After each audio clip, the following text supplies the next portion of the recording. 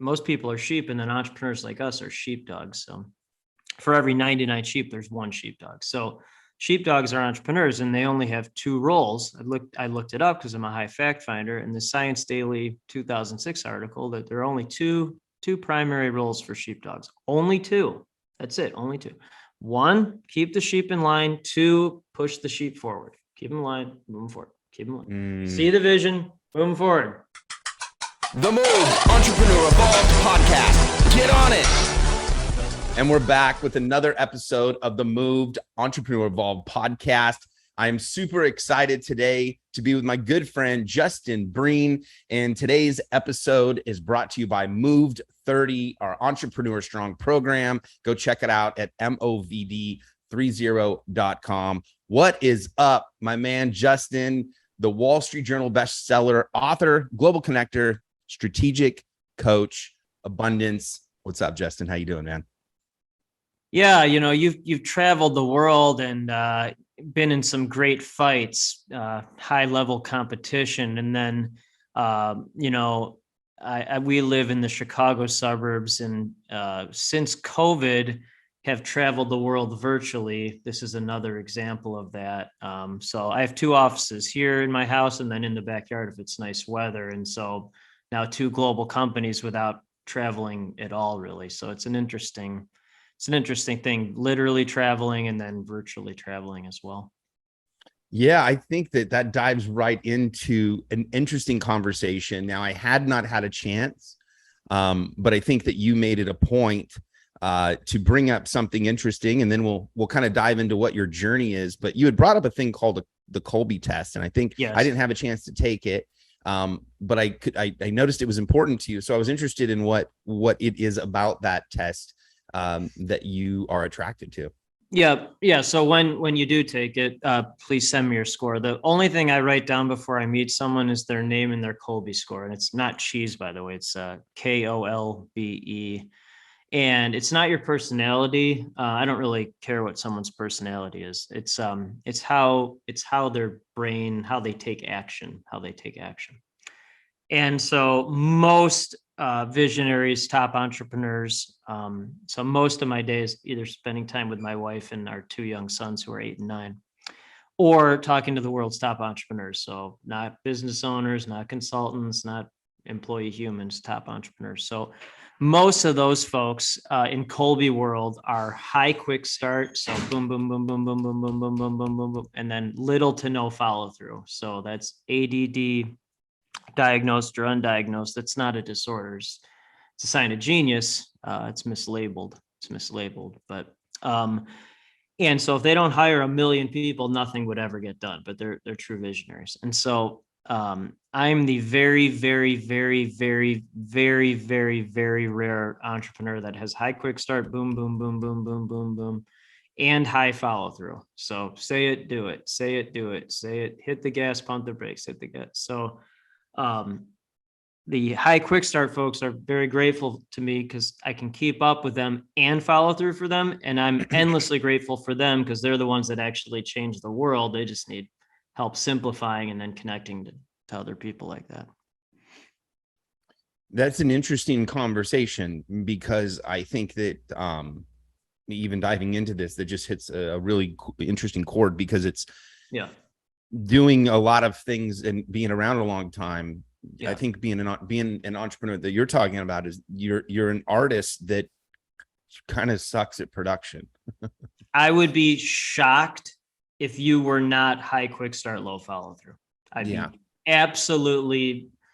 I mean, so again, most of my day is talking to top entrepreneurs, and then I just see the pattern. I know the answer. So, and that's why you have all these systems, because if you didn't have systems, I'm guessing you designed them for yourself first, and then I can help other people. I can help other people with this. But you're the people like you are the ones that create all these things. Like your brains are floating around up here, but you'll do something about it now. And then not only can I create something, but I can follow through on it, which is incredible. I mean, it's just very rare. My score, for those who care, it's an 8.671. So 8 fact, it's 1 to 10. 10 is the highest. So 8 fact finder. That's the first thing. That's really high. Most people I talk to are like 3 or 4s, maybe 5s. Then a 6 follow through, which that's astronomically high. Most of the people I talk to are 3 or 4 at the highest. And then a 7 quick start, which is really high, but most of the people talk to are 8, 9, or 10s. I'd be shocked if you were not an 8, 9, or 10. And then implementer is the 4 score. I'm a 1. Implementer in this case means using your hands or building something. I'd be a -3 billion implementer. I don't know how to hold a pencil right. I can't. You'd be probably a high implementer because of fighting and, using your gloves and kicking, kneeing. The top implementer score I've ever seen was a 9, and that was Dominique Wilkins. He's a 9 implementer. So I thought NBA Hall of Famer, so basketball. And then I think he'd maybe.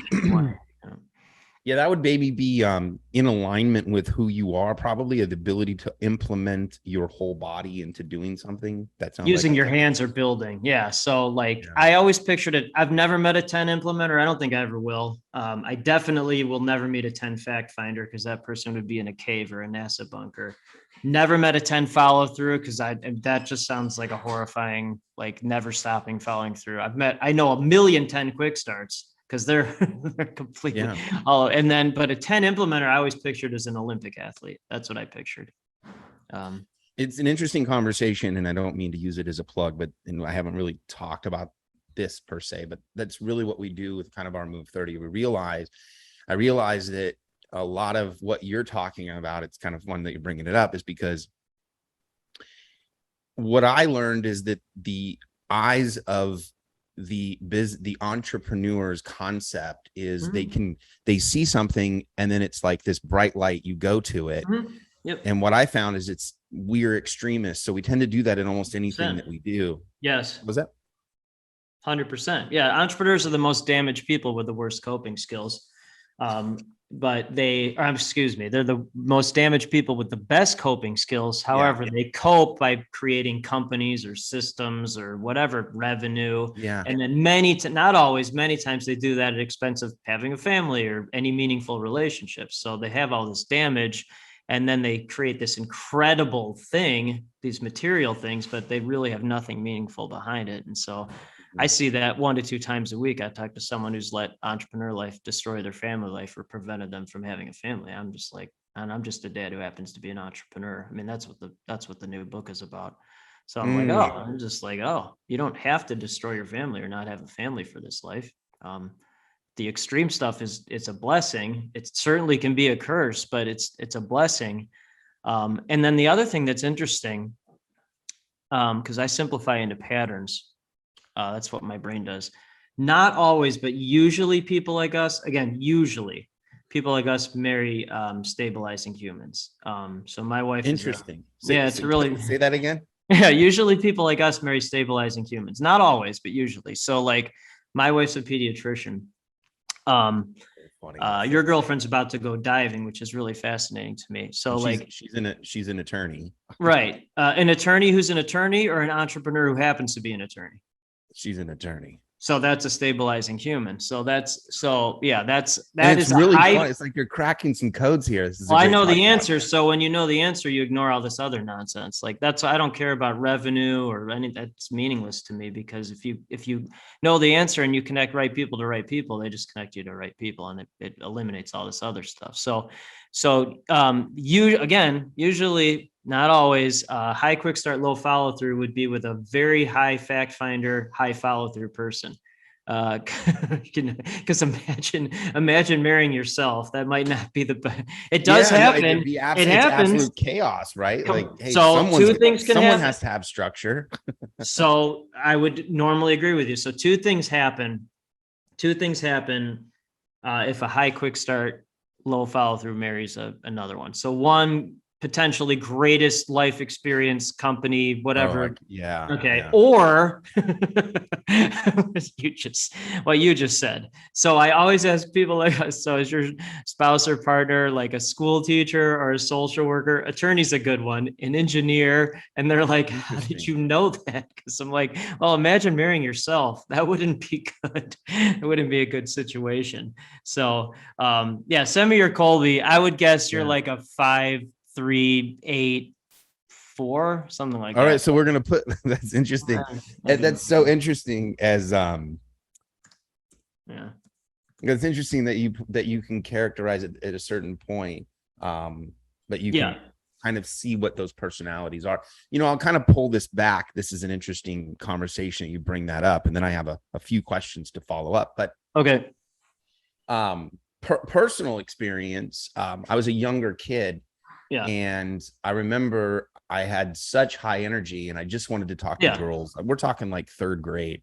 Yeah, right. Second grade. You sound like my third grader who's had the same girlfriend since he was 4. Yeah, no, I was trying.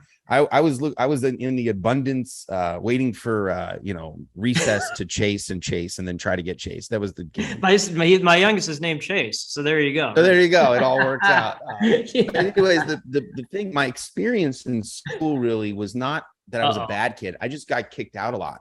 Of course. And so as you go through processes, it's been an interesting experience as an entrepreneur. To go, well, wait a minute, maybe I don't need to do that. And we had someone on, we had Raul on and one of our other guests. Okay. He had put a value bomb, and he was saying in one of the groups that we had went in after that, and he had discussed and he said, really try to find what that skill set is that you're good at, and then really try to find it. And I think that you're always doing that as an entrepreneur. As you evolve, you continue to just let other people do the things that you felt you had to carry.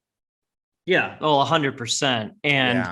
And again, because talk to me is meaningless without like demonstration or action, because I'm a full activator in Strength Finders world. So my 8-year-old, who's named Chase, he is a 3297 Colby. So that is full pioneer. So he's almost no follow through, very high quick start with very high implementer. So he's a great soccer player.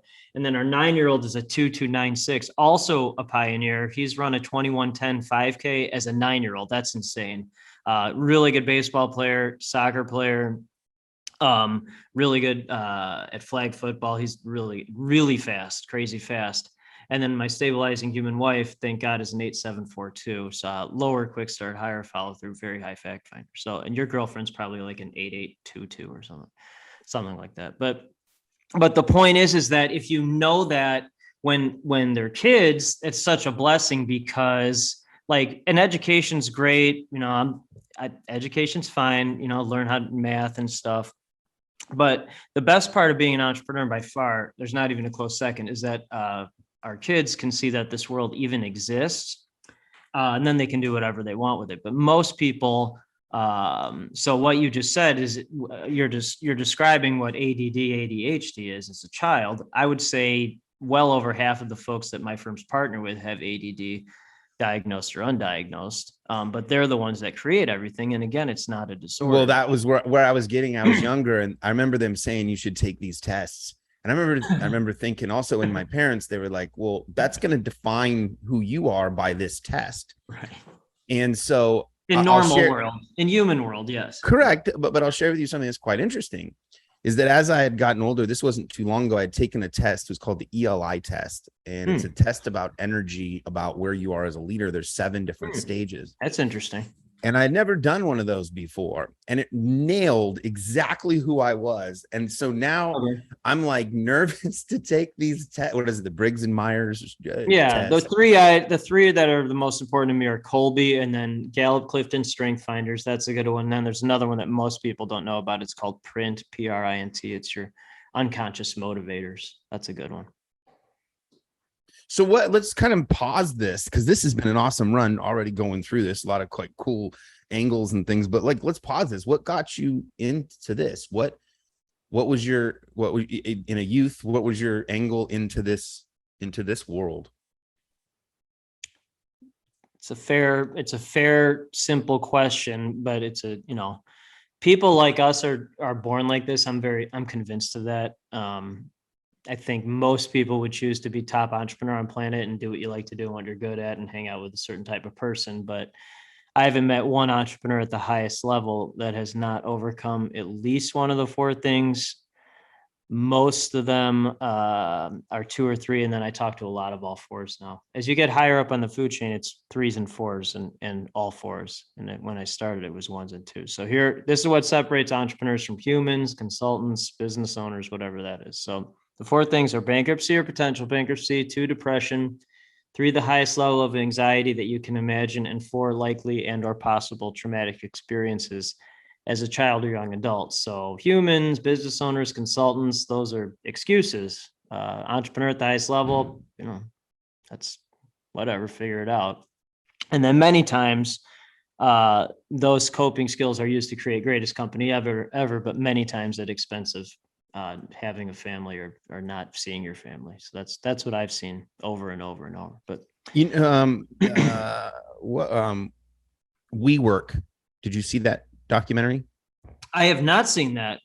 Tell me more. I know that might be an interesting is, but... case for you. Yeah, in this conversation, the guy was, I don't want to say manic, but he was definitely a wild man. He was able to bring people together. He had the charismatic idea, but he kind of turned into just spending money. And yeah, he just got into heavy spending. Yeah, right. And then the company, obviously, the real estate shift in 2008 kind of created the apex. But the idea, he's a 10 quick start. That's a 10 quick start. Yeah. Well, the storyline is pretty wild though, and at the end, it's almost like he screwed everybody over. But he's now starting another business, and it's amazing to me. This is something that I think is pretty fascinating. At the highest level, I guess it's almost like there's a guy that can walk. I have a friend of mine who could walk. He can walk into the Caesar and play $3,000 hands, and it's just like, it does. It's just that's a high quick start. So quick start measures your ability to handle risk. Yeah, it's almost like it's not there in an in an emotional way. It's almost like it's not there. There's so much damage wherever it came from that the other stuff doesn't affect you. That's why it's those four things. So I'm firmly convinced that because I never even answered your question, if you can't understand down here, how are you supposed to get up there? I have never met anyone that hasn't overcome at least one of those four things. And again, the higher up on the food chain, it's mostly all fours. The only one I haven't had to worry about, knock on wood, is bankruptcy or potential bankruptcy. All the success, I can't think of one really, really, really, really, really successful one that hasn't had to overcome bankruptcy or potential bankruptcy. It's almost like a badge of honor to go through that. That's an interesting thing. Yeah, and how do I? It's almost like, and I do this probably too often, but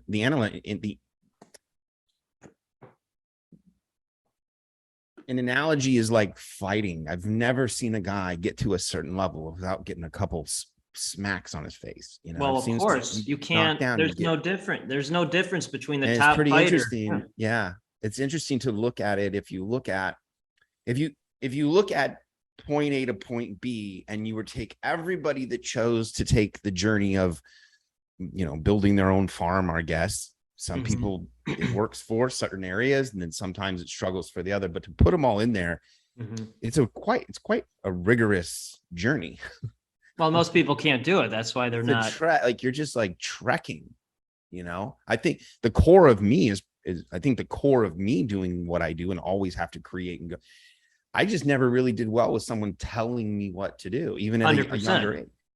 Yeah. Yeah. So you're in it. So the print, that's the third one, which most people don't know about, but I do think it's important is, so if you're not an 8-3 print like me, I'd be shocked. So what does that mean? Again, it's your unconscious motivators. You see the tip of the iceberg, but most people don't see under the big part of the iceberg. So 8 is to be strong and self-reliant. And then 3 is to succeed and achieve. Maybe you're a 3-8. My partner for second company is a 3-8, and I'm an 8-3. So Most top entrepreneurs, most of the folks my firms partner with, they're 8.3s or 3.8s. They don't, because they don't overthink anything. They don't overfeel it. They just, just go for it. Like, so I like people that make excuses. I have a very hard time understanding that. Like, it just doesn't even, like, at the highest level, there are no excuses. Like, there's no, you don't get, like, with a top athlete, a top performer, they would never make an excuse ever. I mean, they just would never, they would never do that. You just execute. So that's an 8.3.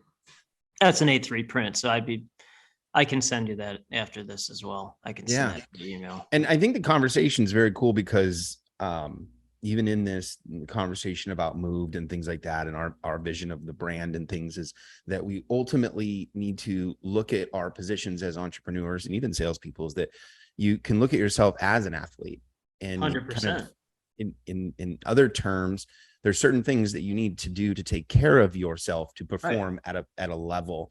And what I found, though, is that the way that people try to take care of themselves on a personal level, a mental set, they use the same idea that if they decide they're going to go work out, they're going to all go to CrossFit. Now it's time for you to go do it 100%. And our philosophy is that, wait a minute, what's that repeated process that you're actually doing that you'll do for the rest of your life that really changes who you are? Right. Because the rest of the stuff and these beautiful ideas of going up and touching Mount Everest, that's fine. You did it once and then you never did anything again. And so the idea is that I think longevity and getting people to do that, it's an interesting conversation that you're having, is, and kind of to bring that in, is that even as I go through my personal journey of being an entrepreneur and meeting more great people, yourself, other people through there, you do realize that people are just running on different ideologies and different values that are released differently when you're at a different level. I think it's an interesting journey. I kind of like where this goes. I'm definitely gonna have to take that test. Yeah.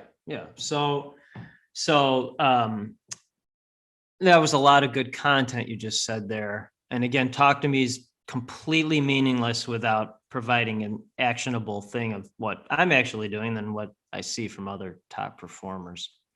And so I haven't done any outbound sales or any gimmicks in years. Why? Because I'm just the buyer. So if people don't understand what I'm talking about or don't have the same mindset, then I just won't, that's fine.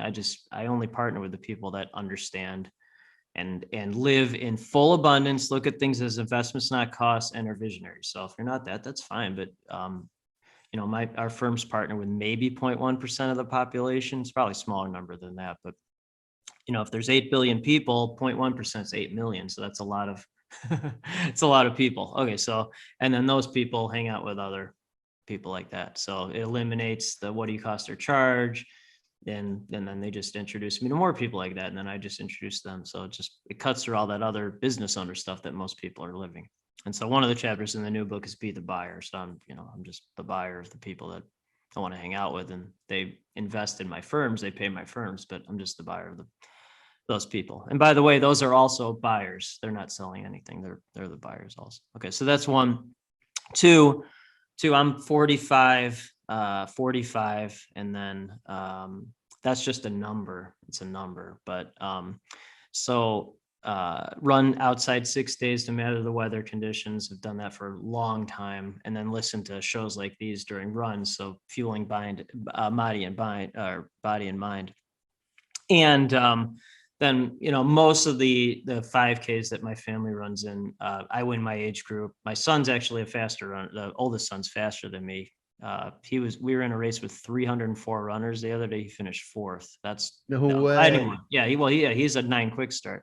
That's a 9 quick. So, and then, but as long as I keep winning my age groups, no matter what my age is, that's it. I'm doing pretty well then. That's the way I look at it. So if I'm It's 70, interesting, and we haven't even gone into. I was kind of curious. Maybe we can dive a little bit in of what the epic life is in the book that you wrote. Yeah, and discuss a little bit about that. It's a Wall Street Journal's bestseller. Maybe you can give us some inspiration around that. Well, most people write books and they're completely meaningless because there's no meaning behind them, which I never understood that. Like, why write a book if you're not going to do something great with it, right? Like change the world with it. So I don't really do a lot of things, meaning like I'm either spending time with my family or connecting folks. But if I do something, then it has to be at the highest level. Otherwise, it's pointless. Like I don't like. There's no reason to do something halfway. I'm guessing you and other people like you appreciate that. So I'm very grateful that Peter Diamandis wrote the foreword. He's one of the top entrepreneurs in the world. I mean, he is. And then, Wall Street Journal, USA Today bestseller. Was number one on Amazon, all of Amazon Kindle. So I'm very thankful for that. But the subtitle is How to Build Collaborative Global Companies While Putting Your Loved Ones First. And that the second part is the most important part, because I think people like us want to have meaningful relationships. But many times people like us just torch their families and never have one for this life. And so that's why I wrote it. I'm like, you don't have to do that. You can do both. And in fact, you can, mold them together. I mean, that's what I've done. And then each chapter is like what I've learned from top entrepreneur and then activated into my life. And these are also folks that have not destroyed their family lives, or destroyed meaningful relationships. They've done both. So that was the point of the book. Yeah, I think that's a great topic. And I think that it was one that I remembered as a young kid. And I ended up getting divorced, many reasons of that, but also I think part of it is being an entrepreneur, I think. Yeah. Right. And I think that as I look back, it was even when I was a kid, I remember a good friend of mine's parents, they were married and they owned a business. And I remember they had gotten divorced and they had split up and things. I remember how difficult it was, but I remember seeing his father and being inspired by him going out there and building a massive home and doing all those things. But then on the other side, watching my friend's family get split up, I remember thinking, as I get older, I'm going to try to do everything I can to try to fix that. And I think there's a couple of things that play a role in this. I think you would agree. I think it also plays a role in, did you choose a partner that plays that game as well? Stabilizing human. It's the stabilizing. So I'm in two of the top entrepreneurial groups in the world. To land the plane, they're both $25K a year each to be in. I'd easily invest $50K a year each. Why? Because it's the top entrepreneurs in the world. And then it eliminates what do you cost or charge folks. It eliminates all that. And then it's important to be in the right room, because then it eliminates all this other stuff. But when you're in a room like that, you do talk to a lot of people that have they've built the huge house.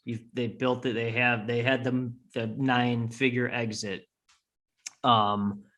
They had the global company. And then I always ask people like that, how's your family? And then certainly not always, but many times it's, I never see my family. We're getting a divorce. My spouse wants to stay here. I want to move to a different part of the country or world. And then what I've seen is that the ones that are happy, most of the time they've married a stabilizing human. Okay. So most of the time. And then I talk to a lot of those folks who really do want to put meaningful things first. And one of them he's a great guy. His name's Stephen Nooner, and he's been married for a long time. He's very happily married, great family. And he's like, you seek what you need to heal. You seek what you need to heal. And I think that's why the key for people like us is having a stabilizing human, because you don't, you need that to heal. I mean, because you're top entrepreneur for the most part is not a stabilizing human. In fact, it's the opposite of that. So to have that healer, I think that's why it's so important, because it really not only gives you balance in the foundation, but it actually helps you heal as a human. And then my wife takes chances now that she never would have. So she needed to heal. She's probably going to laugh at me, but she needed to take more chances in life, but she never would have done that if she hadn't married someone like me. So now she does. She has a more interesting, more fun, more exciting life now. So that's helped her heal too.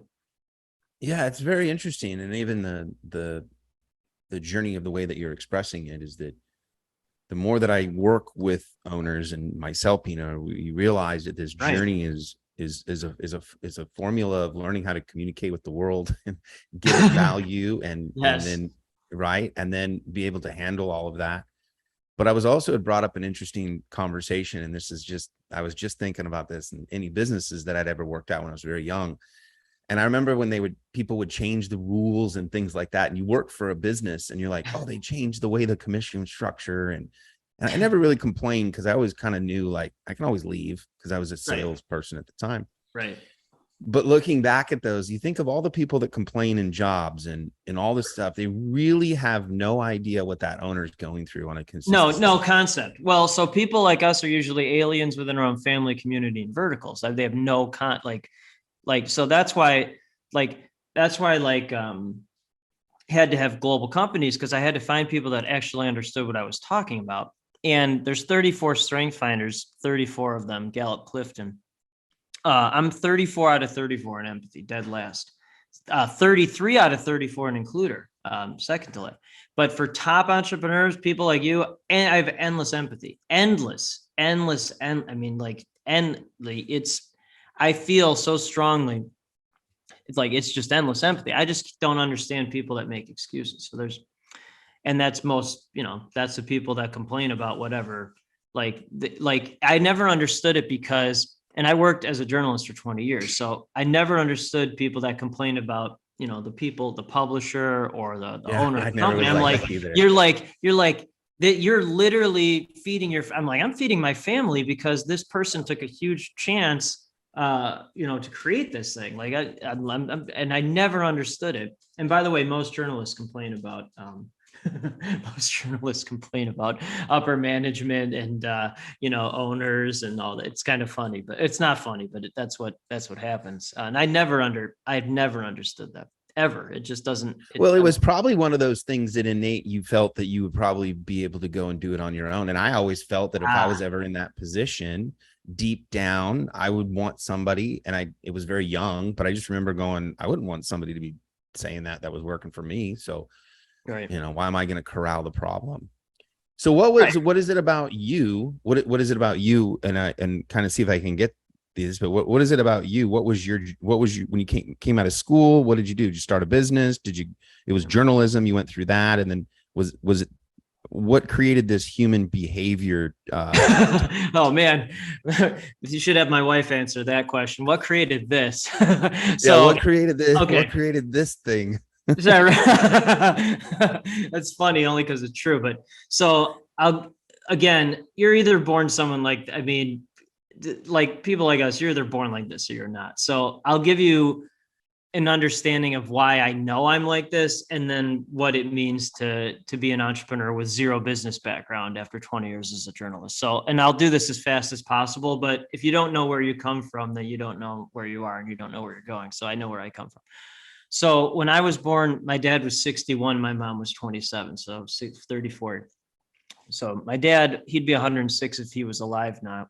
He was born in 1916. So he was a World War II hero, Korea War, first lieutenant, spotter on bomber planes. So he was shot down multiple times in combat, many times without a parachute, got back in the plane, no excuses. Chapter 1 of the book is The Cream Rises to the Top. So every day while my dad was alive, until I was 13, he'd say the cream rises to the top. So my first partner with the cream that rises to the top are people that will not make excuses. They'll get back in the plane. There are no excuses at this level. You get back in the plane. Okay. So that's my dad. And he became an attorney in the Nuremberg trials, and president of an insurance company. After he died, I found a diary of his battle, fighting the Battle of the Hurtgen Forest. That was a very deadly battle towards the end of World War II. And I write exactly like my dad does, just boom, boom, boom, boom, boom, just inform and entertain. And what he overcame in that diary every single day is as horrific as an experience that you could ever possibly imagine. I'll read it every now and then. If I'm ever even thinking about making an excuse, it'll go away very quickly. So that's my dad. And then when he was in his late 50s, a drunk driver hit my dad on the highway head on. Drunk driver was killed immediately. My dad broke every bone in his body, but he survived. And then my mom was his nurse. So my mom literally, that's how they met. My mom literally nursed him back to life. And then so most of my days talking to people like us, And I still have not met anyone in my life ever with more hustle than my mom. She's the ultimate hustler in a good way, the ultimate survive and thrive. And so here I am. Wow. That's how I was created.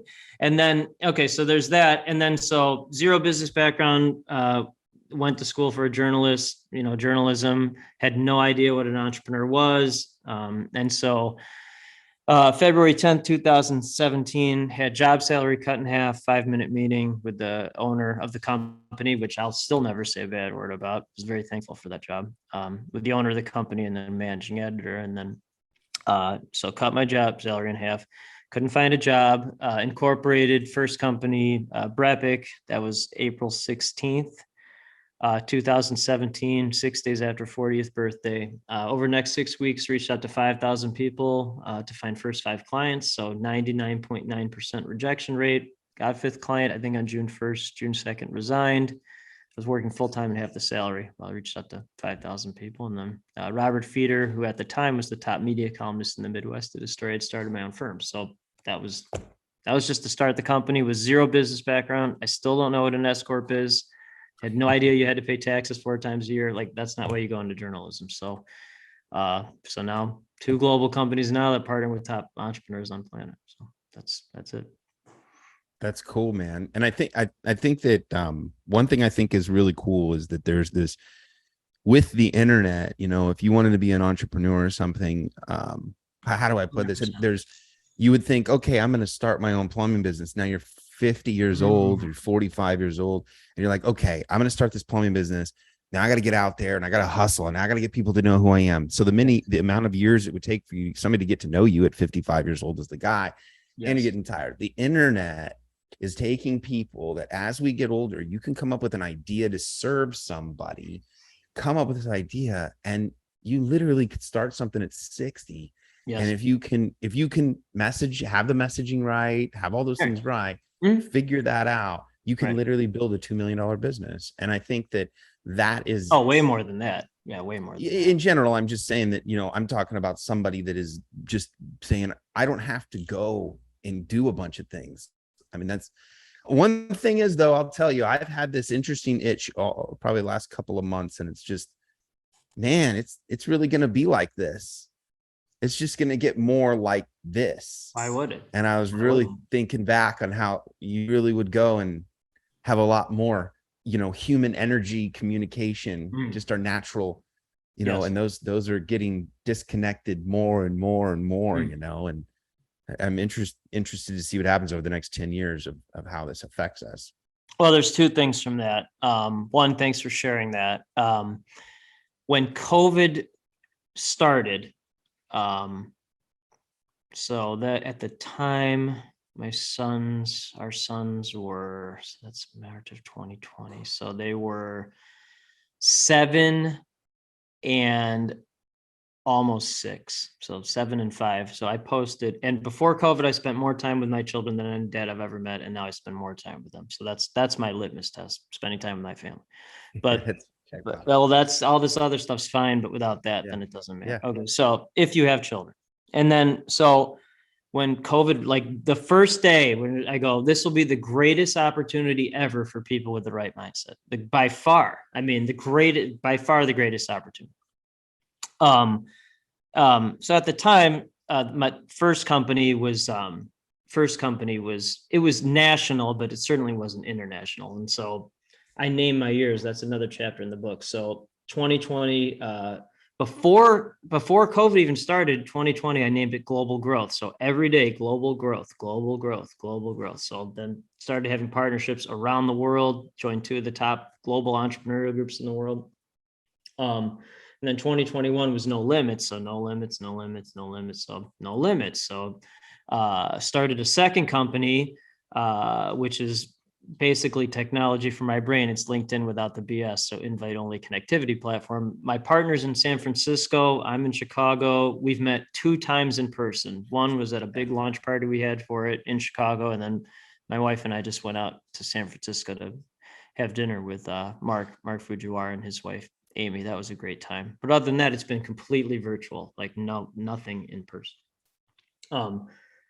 and wrote 2 major books. First company continues to do incredibly well. All I've done since COVID started, I think I've done 9 total in-person meetings, and most of them are for an entrepreneurial group I'm in. I just go to those meetings, but one-on-one, I've done 2 meetings, 2 in 3 years.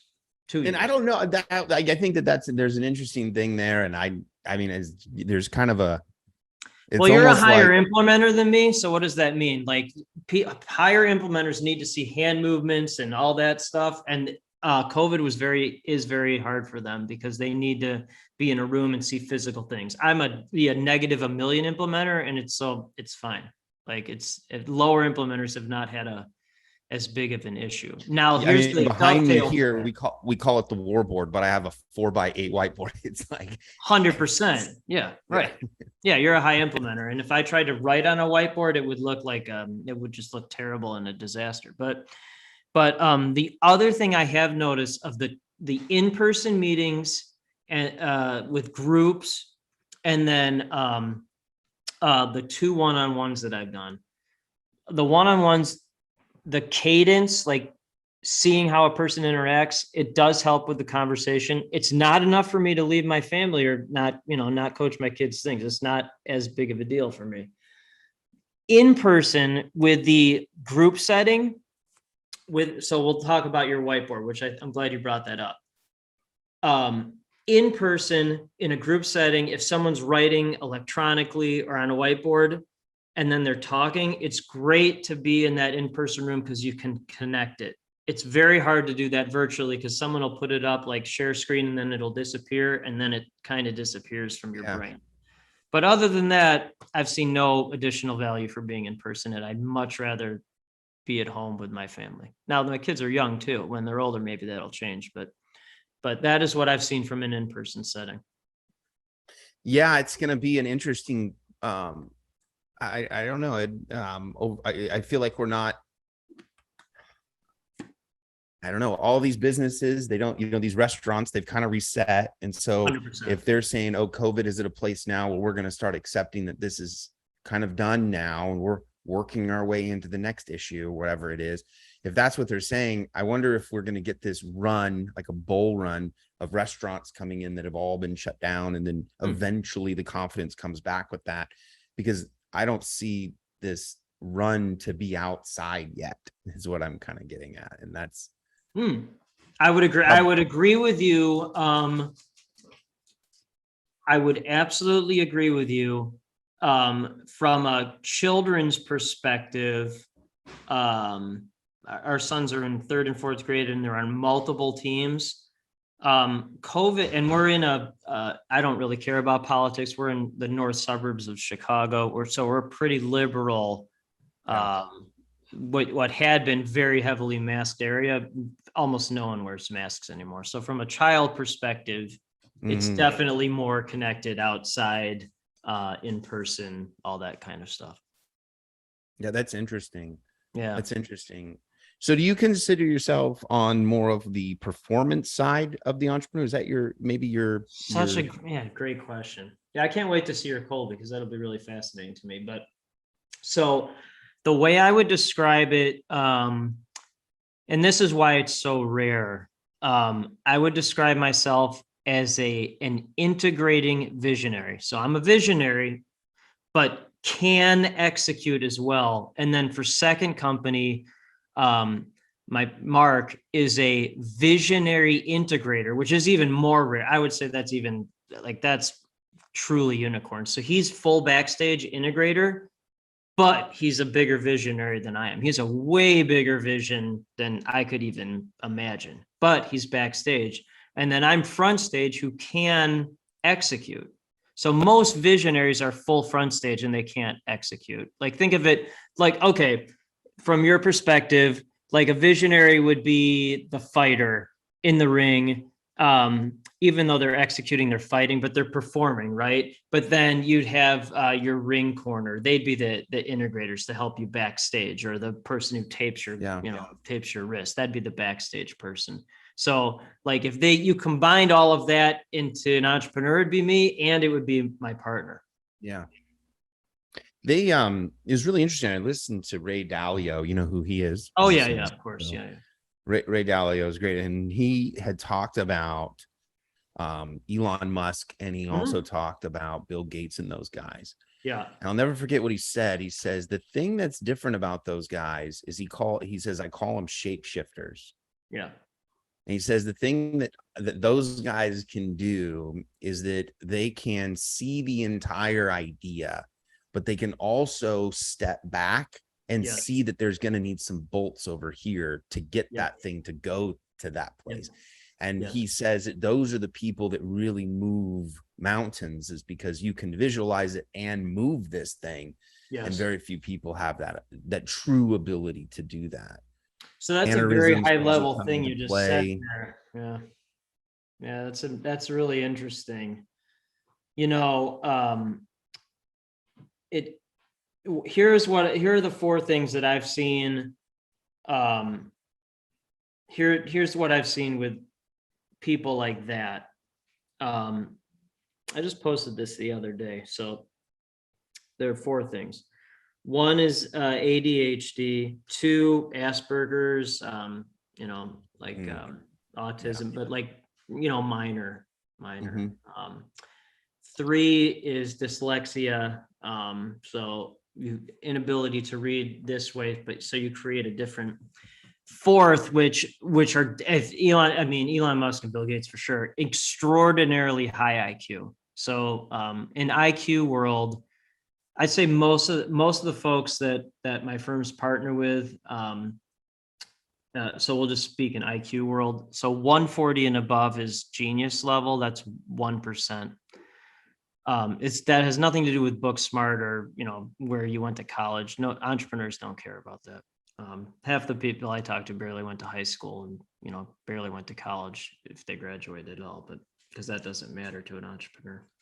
You're a scrapper. You're scraping through life. You know, like what resources do I have to get this airplane? Figure it out. So, but the really successful ones usually have incredibly high IQ. Like you can just tell if someone's really smart in that way, or very high EQ. Okay, so 140 and above is genius. That's 1%. So most of the people I talk to, like I'm like, so are you 150, 160? And they're like, how'd you know that? I'm like, well, because you're talking up here. A regular human's not going to understand you. And so I'm 139, so one below genius, but I'm very thankful for that, because when you get really high, like Elon Musk, Bill Gates level, like, and I would say Bill Gates is better at it. Like you have a very hard time being a human, like almost impossible. You can see things and move things around, but like interactions with people, so what my 139. I often make the joke about Elon Musk, and I say, you know, with his with Asperger's, and then removes some of the emotions from what I understand. I'm not an expert, but it removes those emotions, right? So when you look at emotions to have mannerisms in comedy and making people laugh, I really think, and it's just like theory, that the guy's so smart that he can put something together that's funny when he's really not even emotionally connected to it. He just 100%. He can literally. Okay, so I was talking to someone. So my wife, who is a doctor, pediatrician, she has unofficially diagnosed me with minor Asperger's, which I do agree with that. So like in terms of Colby world, it's ADHD meets Asperger's, and then that's why it works. It's kind of funny. But I was talking to someone with severe Asperger's, and he was like, he actually used that to create a system. And then like, he actually learned how to like create humor or create communication with people. It's like, he's almost like acting, like he knows he can't function like a regular human. So he created a system where it's almost like he learned PR with humor. And then he 100% how to use humor as his PR mechanism. That's exactly what it is. Yeah, that's what I mean. So your IQ, you know, it's certainly at least 130, 140 and above. Like a regular normal IQ never would have been able to. There would never have been that discussion ever. And did you even go to college? I don't think you did you? No, I don't have a college background. Right, of course not. But that doesn't mean, and that wasn't meant to be insulting, but like doesn't matter. Like that's what, like I can tell, like your intellect is very, it's like, so, and then like, and then the really high IQ folks. So these are like MIT level type, what at Harvard, whether or not they graduated or not. Um, they just can't communicate human unless they created a way to communicate human in their own computer robotic head. And then Well, I can I simplify. like it's interesting you say that because there was somebody else has a discussion and he uh what's his name? Dan Pena, I think the guy that screams and yells all the time. He's like, oh, I don't know if you ever seen that guy. He's like Dan Pena, I think his name. Mother, MFs everybody, he's like, you're trash, you're nothing, you're not a billionaire, you're not. He just did this guy is like a billionaire. But he talks about those personality traits and the differences in those people and how much this is an interesting conversation because I try to explain many times to people that the way that you're thinking is not thinking the way that other people are thinking. And it's not always so much that you're not smarter, you're just thinking about it the wrong way. And I've watched over and over again. I ask myself, I'm like, oh man, I'm smart enough. I can figure this out. And I literally say to myself, you're thinking about it wrong. Like you're just thinking of it wrong. Like this is just thinking of it wrong. Because once you can get put in the right direction, you're smart enough to keep it going. And these guys many times have the ability to unpackage those things just so much faster than other people.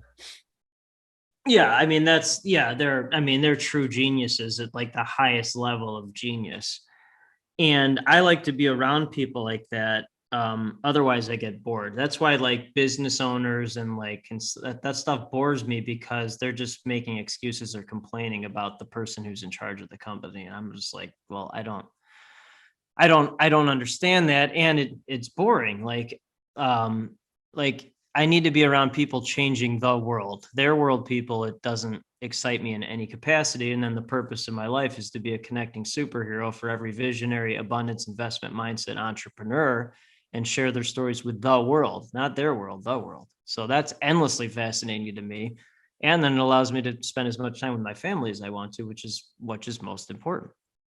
And and when you're around those people all the time, your brain is like constantly fed with this incredible energy, this incredible drive, and incredible execution. And so when you're talking about thinking the right way or the wrong way, I guess to simplify that is if you have the right mindset, it attracts the right network and creates the right opportunity. So I just work on my mindset, attract the right network, eliminate what do you cost or charge nonsense, and those people create right opportunities for me. I mean, It's interesting you say that because mindset, I think over the last couple of years, it has been around, but since the internet got a hold of it, it's kind of this, oh, you need mindset. You need mindset. And I think there's so many different things that happen with that conversation. But I think what you kind of just said is that if you took mindset and just said, I'm eliminating all the negative things, I'm going to try to loop those into opportunities, you tend to talk to those people that are acting that way. And I think that that's, hey, the mindset is not just, hey, is it I'm going to win. I'm going to win every day. It's not that. It's the way that you actually handle certain things. So then you're attracted to other people that are solving problems just like that. And then you're allowed in the room. And then when you're in the room, you can only speak at a certain level.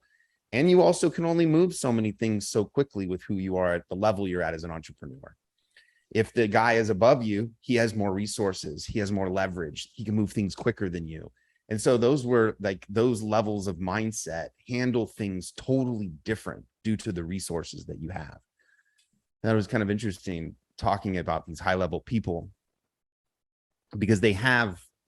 Did you watch that Grant Cardone thing where he had to go and make $1 million? Make $1 million. Yeah, he said it was the hardest thing he's ever. $1 billion show. Did you watch that? I didn't, but he said it was the hard. I watched the aftermath of that, or where he interviewed about it, and he said it was the hardest thing he's ever had to do. That's what he said with that. And the reason why was because they stripped away what he was used to using. Correct. And so all of his weapons were gone. His name meant nothing. It carried no weight. It carried no reputation. It carried nothing. So he had to literally just scoundrel with no weight. And he had said that that was the hardest thing. He had forgotten that it was that much of a battle and a role to do that. Well, that's why most people can't. That's my point. Most people can't do that. That's why they're not meant to be. I mean, and that, thank God, most people are not meant to be top entrepreneurs, because if everyone was a top entrepreneur, the world would be complete anarchy, chaos. I mean, if everyone was like Grant Cardone, I mean, that wouldn't be good. That would be, wild. I mean, the world would be blown up by that. I mean, it wouldn't be, no, I mean, so there's a scientific,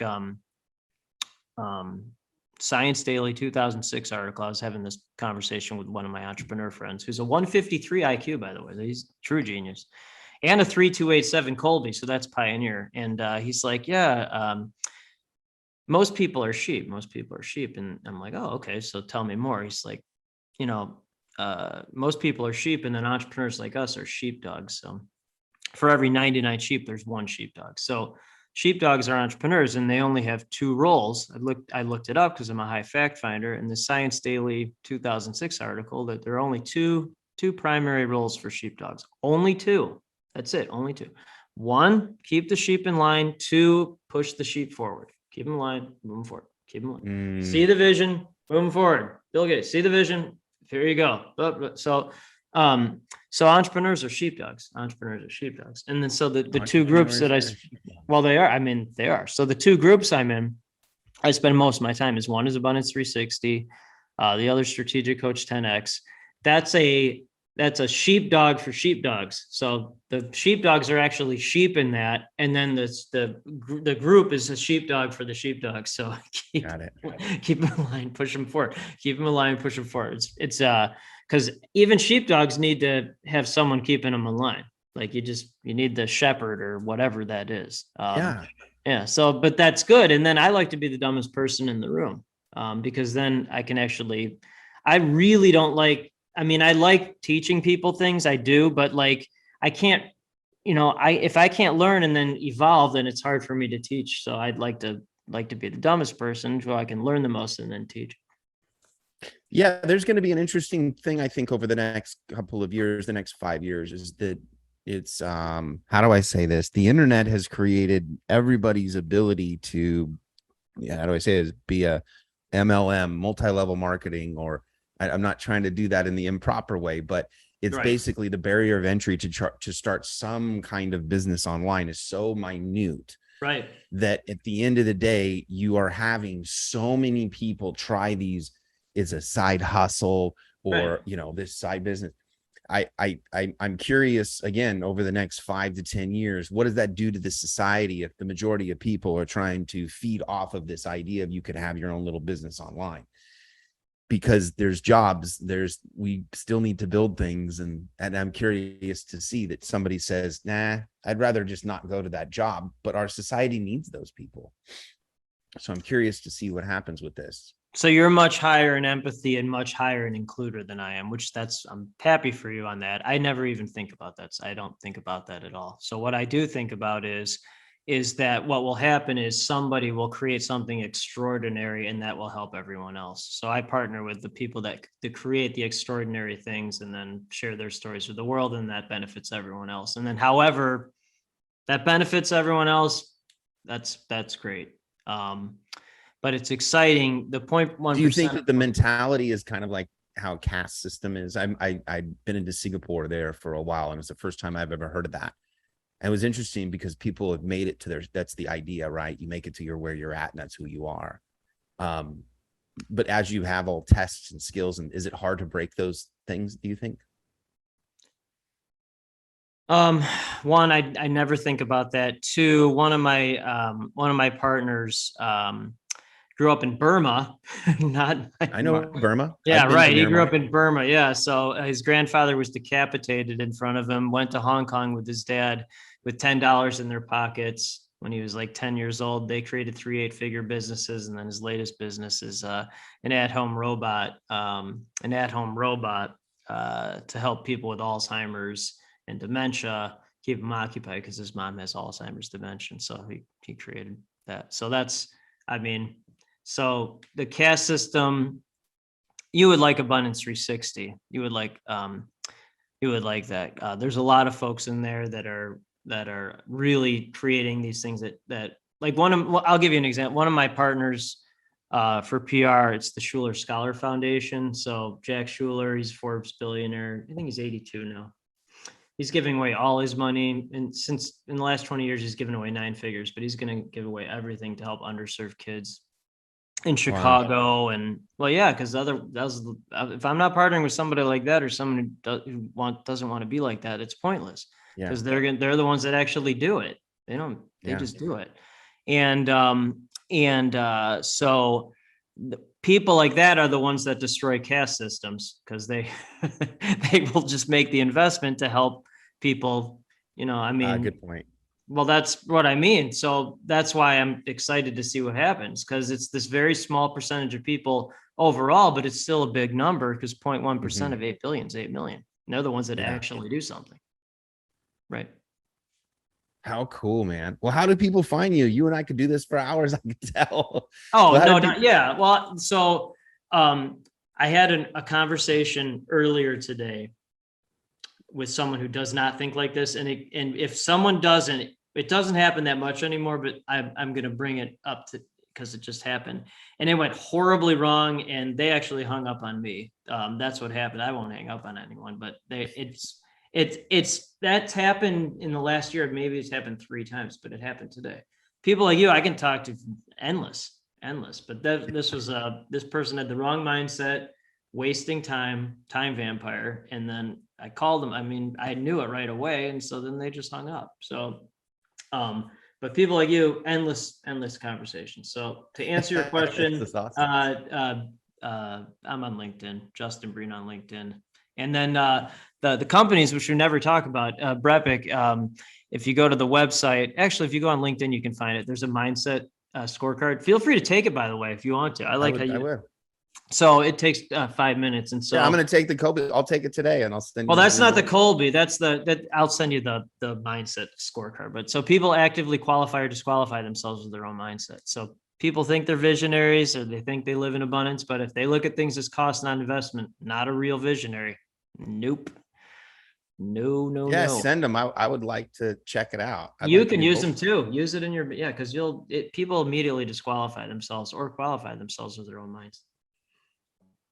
That's very interesting. Well, this has been an amazing episode, my friend. We made it to over an hour. We could have kept going, but dude, this was great, man. Shout out to Chicago. I appreciate you. Let's do it again. What's the next book? We'll go out with what's the next book? You've got Epic Life and...